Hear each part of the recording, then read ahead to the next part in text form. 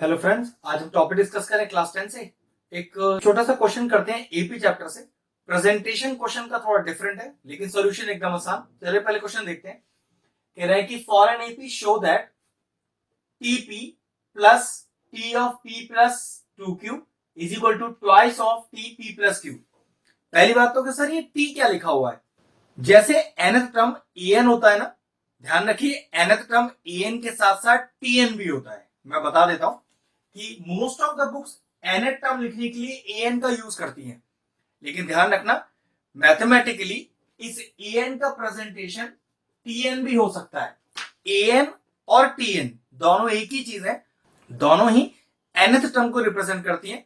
Book to book ये differ हो सकता है कि कुछ बुक्स an की फॉर्म में दिखाएं, कुछ बुक tn की फॉर्म में दिखाएं, लेकिन है दोनों ही nth टर्म। तो ध्यान रखिएगा ये जो nth टर्म इधर आपको दी हुई है वो an ना लिखकर tn की फॉर्म है, ठीक है। तो ध्यान रखिएगा क्योंकि शो दैट मतलब ये एलएचएस इस आरएचएस के इक्वल प्रूफ करना है, तो एलएचएस अलग सॉल्व करते हैं, आरएचएस अलग सॉल्व करते हैं और लास्ट में आंसर 100% मैच हो जाएगा। क्योंकि एपी कर रहे हैं तो ध्यान रखिएगा एपी का क्वेश्चन स्टार्ट करने से पहले उसका फर्स्ट टर्म और उसका कॉमन डिफरेंस लेट लेना ना भूलें। तो मैं क्या लिखता हूं, हियर फर्स्ट टर्म को मैं किससे डिनोट करूंगा, मैं यहां पर छोटे ए से डिनोट करता हूं और कॉमन डिफरेंस को मैं डिनोट करता हूं छोटे डी से।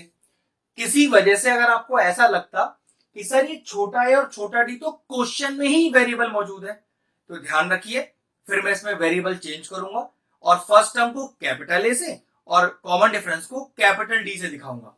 कहने का मतलब है जो वेरिएबल क्वेश्चन में ऑलरेडी यूज्ड है उस वेरिएबल को आप वापस यूज नहीं कर पाओगे, वेरिएबल चेंज कर लेना, ठीक है। तो चलिए फर्स्ट टर्म कहीं लिखना होगा तो मैं स्मॉल ए लिखूंगा और कॉमन डिफरेंस कहीं लिखना होगा तो मैं छोटे डी का यूज करूंगा। क्योंकि प्रूविंग करना है तो सबसे पहले मैंने लिखा एलएचएस। अब एलएचएस कितना है, पी एट टर्म और प्लस है P plus Q eight term, ठीक है। सॉल्व करने का तरीका भाई, what is the formula for A N, बड़ा आसान है, A plus N minus one D. Then what is the formula for T N, same ही है, A plus N minus one D. तो what is the formula for TP, A plus P minus one D. Plus plus लग रहा है ना, plus लगा दिया। अब फिर ए एन की जगह क्या लिखा है यहां पर, पी प्लस टू क्यू, तो A plus P plus two Q minus one और डी। डरने का जरूरत नहीं है, पी होता है तो पी लिखते हैं, एन होता है तो एन लिखते हैं, पी प्लस टू क्यू है तो पी प्लस टू क्यू लिखा भाई, पी माइनस वन तो P plus two Q minus one. ध्यान रखिएगा यहां इस टर्म पर कुछ भी हो सकता है, आपको जहां आप एन यूज करते हो बस वहां उस टर्म को यूज कर लेना है, ठीक है।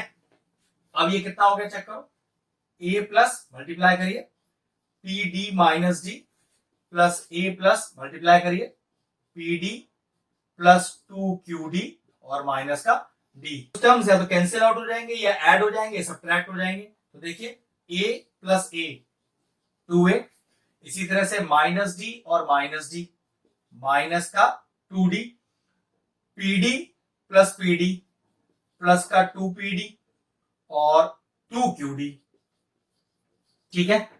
अभी इस एलएचएस को यहीं छोड़ देते हैं, आरएचएस सॉल्व करते हैं, हो सकता है मैच हो जाए या फिर कुछ कॉमन लेना पड़ जाए, वो देखते हैं। तो सबसे पहले आरएचएस कॉपी करते हैं।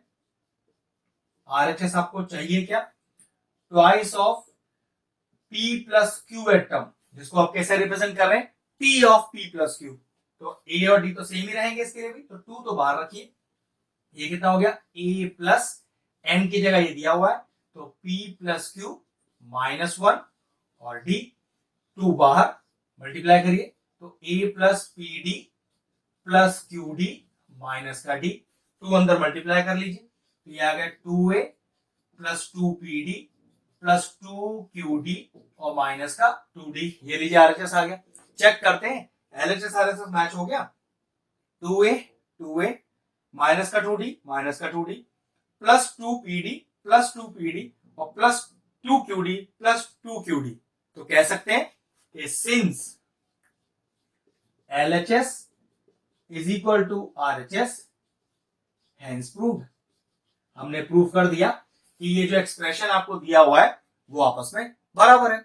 ये लीजिए क्वेश्चन फिनिश हुआ, वीडियो फिनिश करते हैं।